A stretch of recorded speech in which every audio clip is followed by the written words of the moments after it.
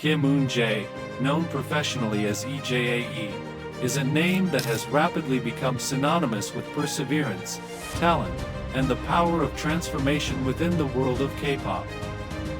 But her rise to fame wasn't immediate, nor was it easy. Instead, her journey has been one of rejection, reinvention, and resilience.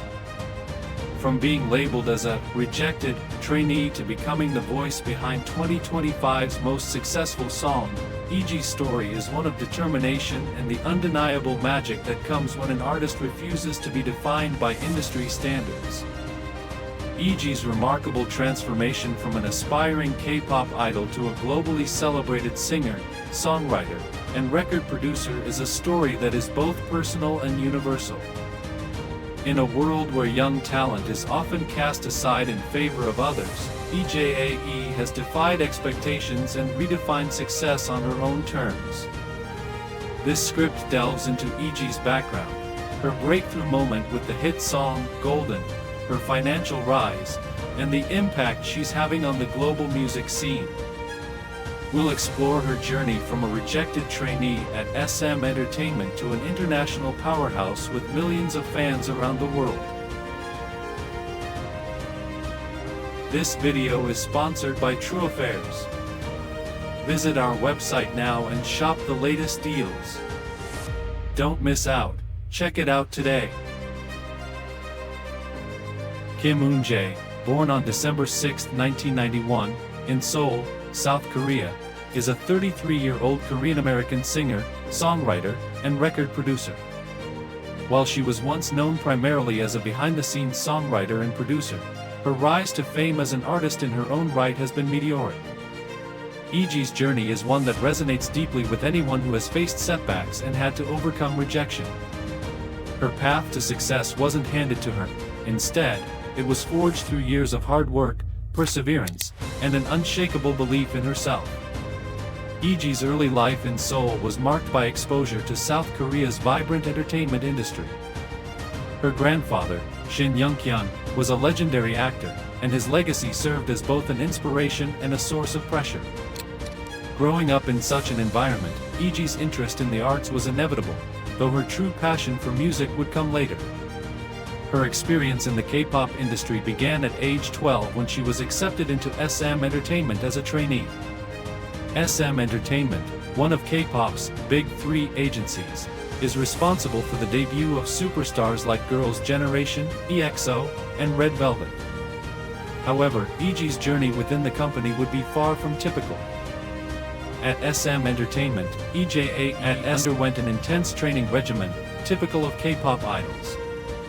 From vocal lessons and dance practices to language studies and media training, trainees endure years of grueling work to prepare for their eventual debut.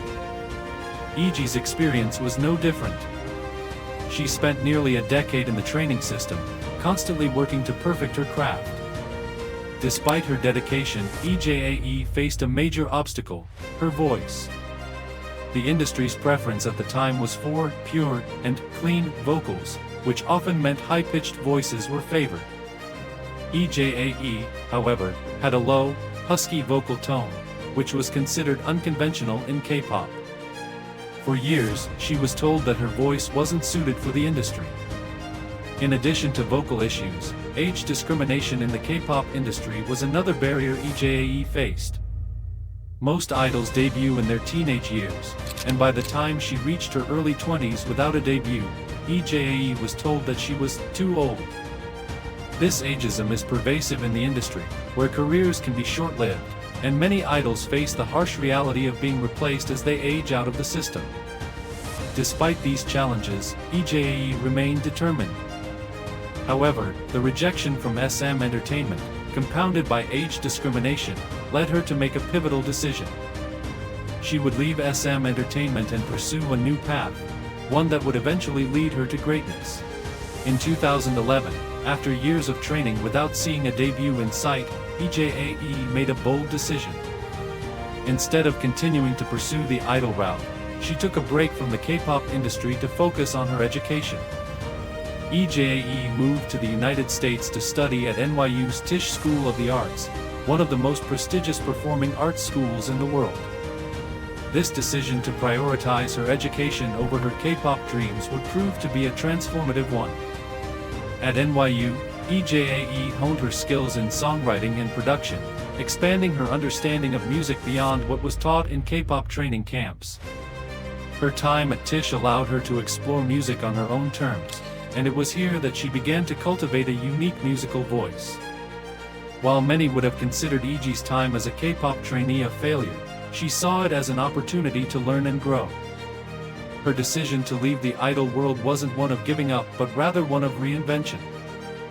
After completing her studies at NYU, EJE found herself at a crossroads. Though she had left her dreams of becoming a K-pop idol behind, her passion for music remained undiminished.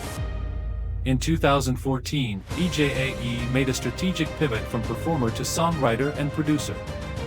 It was during this time that she met Andrew Choi, a mentor who would help guide her career in the competitive world of K-pop songwriting. Her career as a songwriter began to take shape in 2017 when she attended an SM Entertainment songwriting camp. The same company that had rejected her as a performer now welcomed her as a creator. She would go on to write songs for major K-pop groups like Red Velvet, aespa, and Twice, carving out a niche for herself as one of the most sought-after songwriters in the industry. In 2019, EJE's breakthrough as a songwriter came when she co-wrote the hit song, Psycho, for Red Velvet. The song became a massive success, earning gold certification in the United States, a rare achievement for a K-pop track. It was a testament to EJE's ability to create music that resonated not just with Korean audiences but with international listeners as well.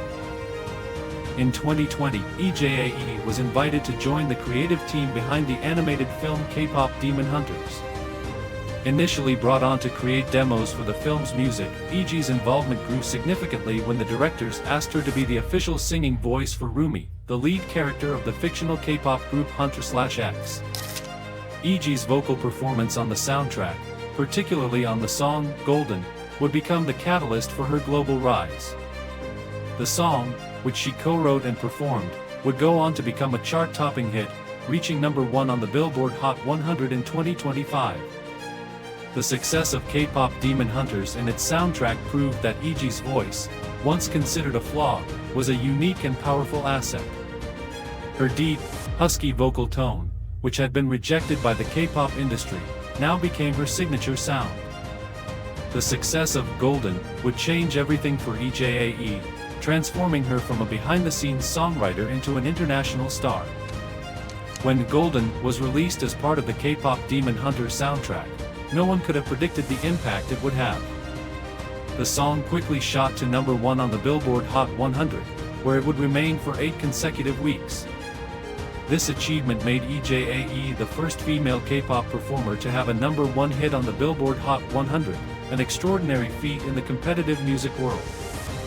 The song's success wasn't just about numbers, it resonated deeply with listeners around the world. EJE's vocal performance, her ability to hit incredible high notes, and the emotional depth she brought to the track struck a chord with fans. The song became an anthem of empowerment, and EJE's unique sound brought something fresh and different to the K-pop landscape. Golden broke records and made history in ways that few anticipated. The song also charted on the UK official singles chart and became one of the most streamed songs in K-pop history. Its success helped elevate the entire Kpop Demon Hunters soundtrack, which went on to dominate charts worldwide, with 4 songs from the album landing in the top 5 on the Billboard Global 200. As EJE's career continued to grow, so did her financial success. By October 2025, her net worth was estimated to be around $4 to $5 million. While this may seem modest compared to established K-pop superstars, it is a remarkable achievement for someone who had once been rejected by the industry. Her earnings were primarily driven by the massive success of Golden. The song's streaming revenue alone generated millions of dollars, with EJE earning a significant share of the royalties. In addition to streaming income, she also made substantial income from songwriting royalties, with her name attached to several chart-topping hits for other artists. Beyond her music, EJE's brand collaborations also played a significant role in her financial growth. She became the face of several high-end luxury brands, including Chanel and Dior. Her partnership with these brands brought her lucrative endorsement deals and increased her public profile as a fashion icon. In October 2025, EJE announced her debut solo single, In Another World. The announcement shocked many of her fans, who were accustomed to seeing her behind the scenes as a songwriter. However, her fans, known as Golden Light, eagerly awaited the release, and the anticipation was palpable. In Another World was released on October 24, 2025, and immediately soared to the top of global charts. The song was a blend of EJE's signature sound, rich, soulful vocals paired with hauntingly beautiful melodies. It showcased her growth as both an artist and a producer. EJE's solo debut marked a new chapter in her career, solidifying her status as one of the most innovative and successful artists in K-pop. It was clear that her journey, which had once seemed uncertain, was now firmly on the path to superstardom. As of 2025, EJE is a force to be reckoned with. Her journey from rejected trainee to global superstar has inspired millions of fans around the world. She has proven that success doesn't come overnight and that the road to greatness is often filled with setbacks and challenges. EJE's story is far from over. With her debut solo career in full swing, her influence in the music industry continues to grow. Her legacy will not just be about the chart-topping hits or the luxury endorsements, but about how she changed the narrative for K-pop artists and pushed the boundaries of what is possible for musicians worldwide. EJE's story is one of transformation, empowerment, and success against all odds. From being told her voice was too husky to becoming a global K-pop sensation, she has proven that the power of perseverance and staying true to oneself can lead to greatness. Her legacy will undoubtedly inspire future generations of K-pop artists, showing them that sometimes the greatest setbacks lead to the most incredible comebacks. In a world where talent is often overlooked or underappreciated, EJE's rise is proof that, with determination, anything is possible.